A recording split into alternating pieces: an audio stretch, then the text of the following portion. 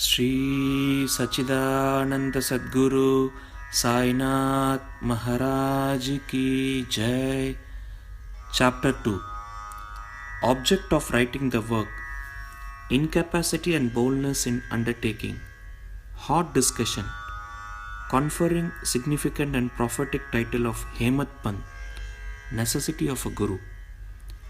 In the last chapter, the author mentioned in the original Marathi book that he would state the reason that led him to undertake the work and about the persons qualified to read the same and such other points. Now in this chapter, he narrates the same, the object of writing this work.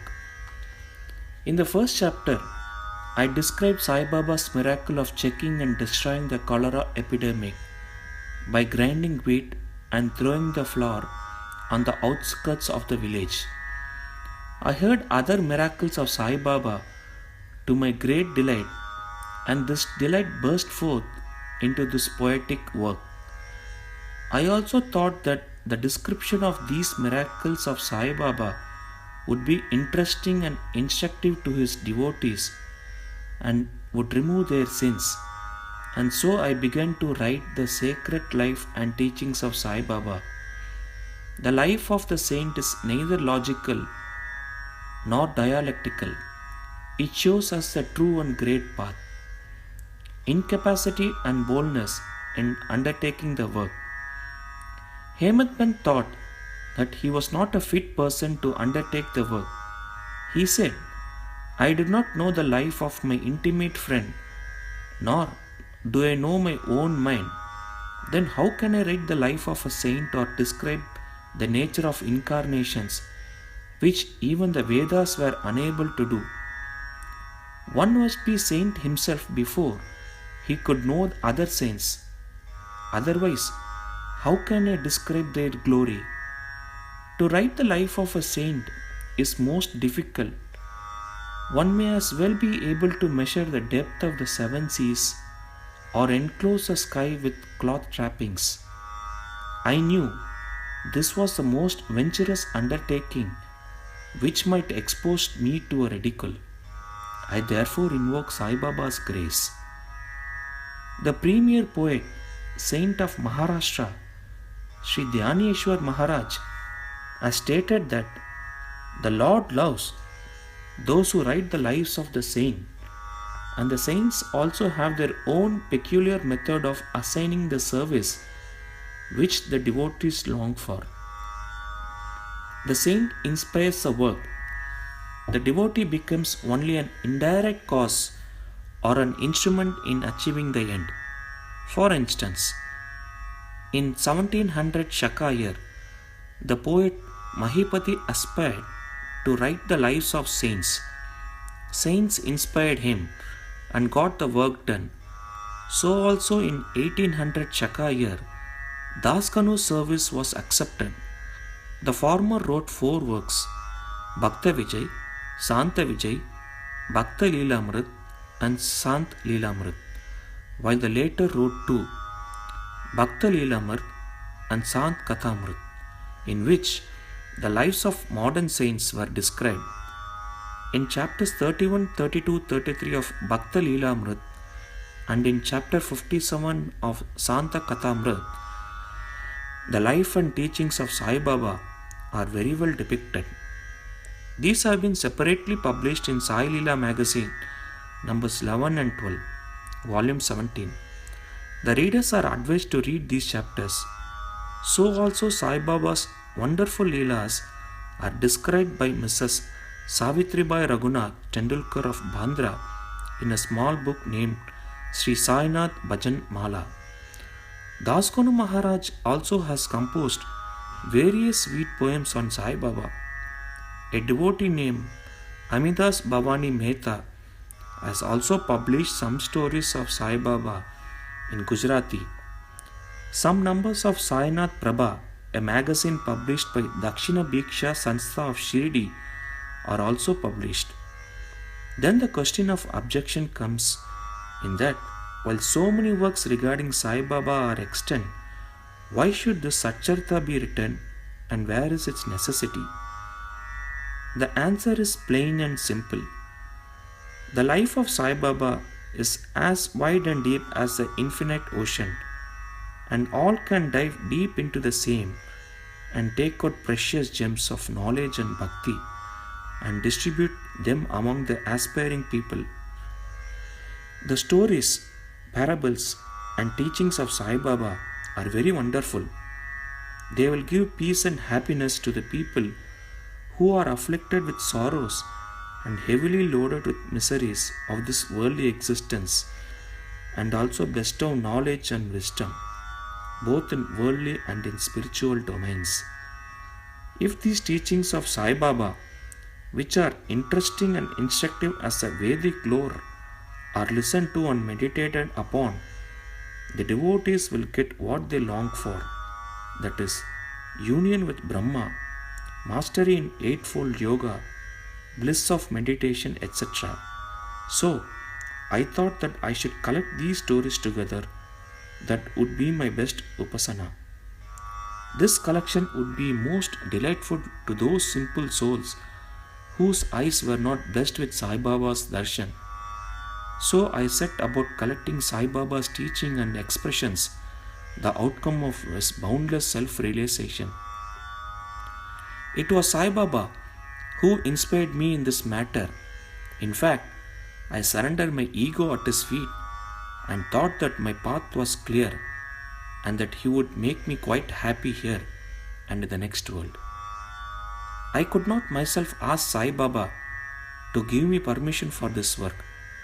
So I requested Mr. Madhavrao Deshpande, alias Shama, Baba's most intimate devotee, to speak to him for me. He pleaded my cause and said to Sai Baba, "This Anna Sahib wishes to write your biography. Don't say that you are a poor fakir and there's no necessity to write it. But if you agree and help him, he will write, or rather your grace will accomplish this work. Without your consent and blessing, nothing can be done successfully."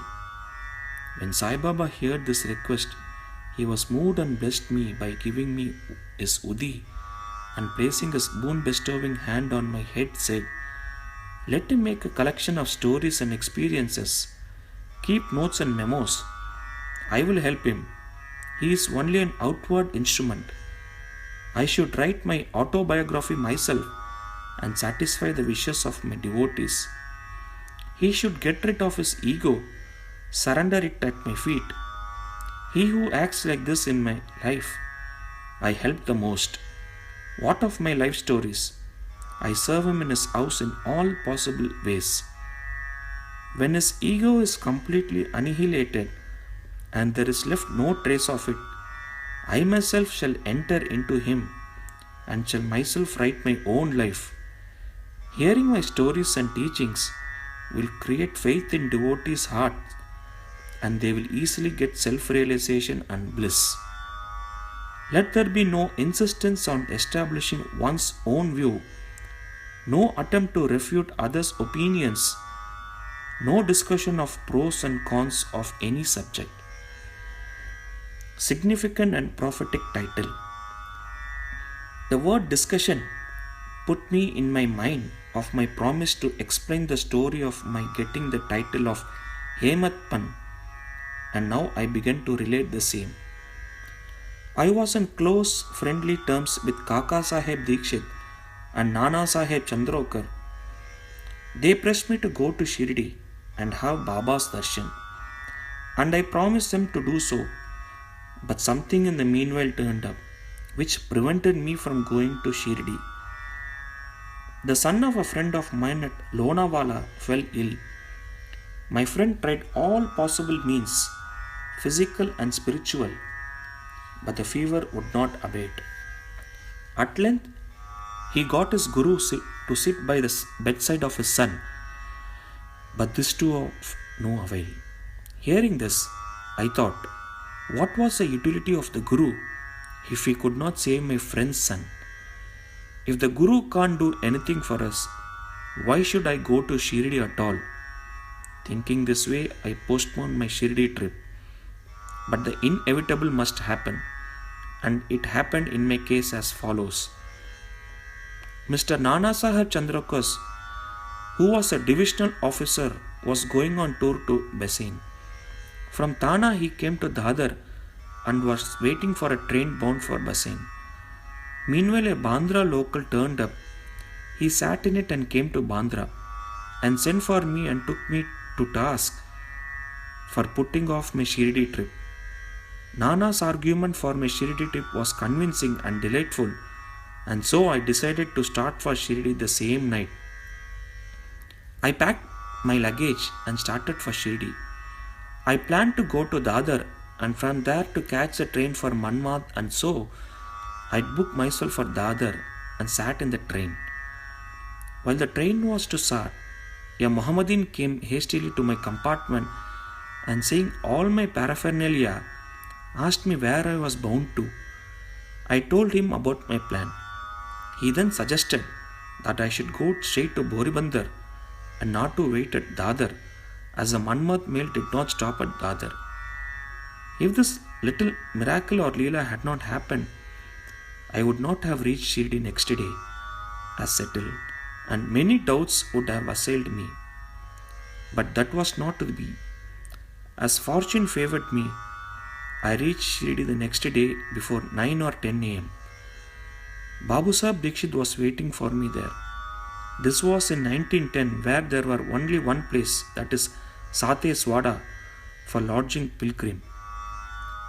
After alighting from the Tonga, I was anxious to have darshan when the great devotee Tatya Sahib Nulkar returned from the masjid and said that Sai Baba was at the corner of the Vada and that I should first get the preliminary darshan and then after bath see him at leisure. Hearing this, I ran prostrated before Baba and my joy knew no bounds. I found more than what Nana Chandrakar had told me. All my senses were satisfied and I forgot my thirst and hunger. The moment I touched Sai Baba's feet, I began a new life. I felt myself much obliged to those who spurred and helped me to get the darshan, and I consider them as my relatives, and I cannot repay their debt. I only remember them and prostrate before them. The peculiarity of Sai Baba's darshan, as I found it, that by his darshan our thoughts are changed. The force of previous action is abated, and gradually non-attachment or dispassion towards worldly objects grows up. It is by the merit of actions in many past births that such darshan is got, and if only you see Sai Baba, all the world assumes the form of Sai Baba. Hot discussion.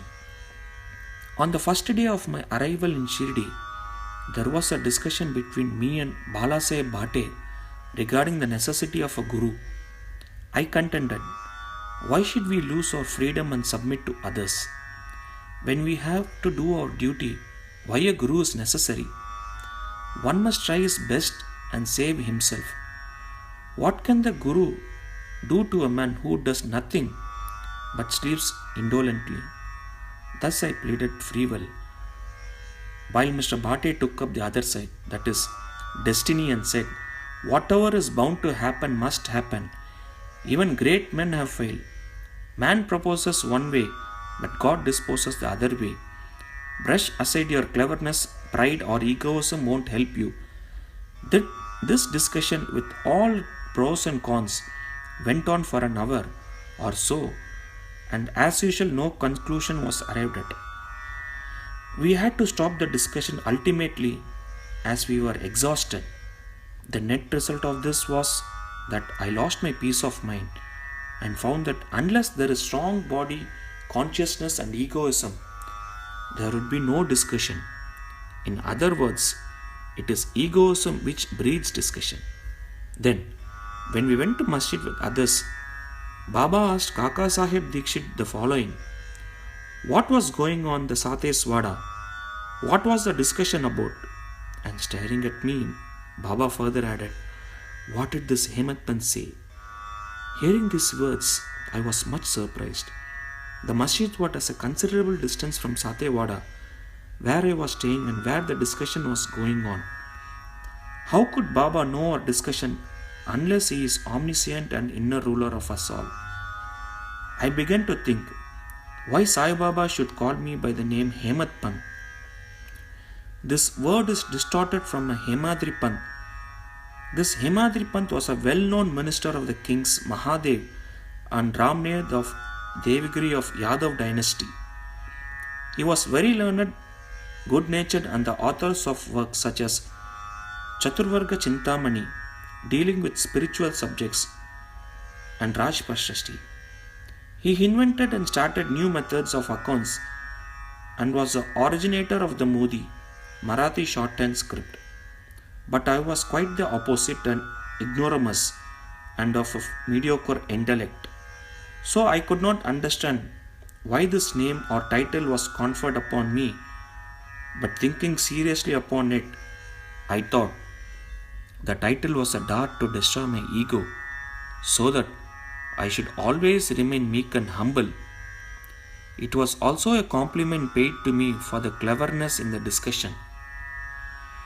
Looking into the history, we think that Baba's word calling Mr. Dabholkar by the name Hemat Pant was significant and prophetic, as we find that he looked after the management of Sai Sansthan very intelligently, kept all the accounts properly, and was also the author of such a good work Sai Satcharita, which deals with such important and spiritual subjects such as Dhyan, Bhakti, dispassion, self-surrender and self-realization. About the necessity of a guru, Hemat Pant has left no note, no memo about what Baba said regarding this subject, but Kaka Sahib Dikshit has published his notes regarding this matter. Next day, after Hemat Pant's meeting with Sai Baba, Kaka Sahib went to Baba and asked, "Baba, where to go?" Baba said, "High up." Then the man said, "Where is the way?" Baba said, "There are many ways leading there. There is one way from here, Shirdi also. The way is difficult. There are tigers and wolves in the jungles on the way." Kaka Sahib asked, "But Baba, but what if we take a guide with us?" Baba answered, "Then there is no difficulty. The guide will take you straight to your destination, avoiding wolves, tigers and ditches on the way. If there be no guide, there is danger of you being lost in the jungles or falling into ditches." Mr. Dabholkar was present on this occasion, and he thought that this was the answer Baba gave to the question whether Guru was necessity. White Soil Leela, Volume 1, Number 5, page 47.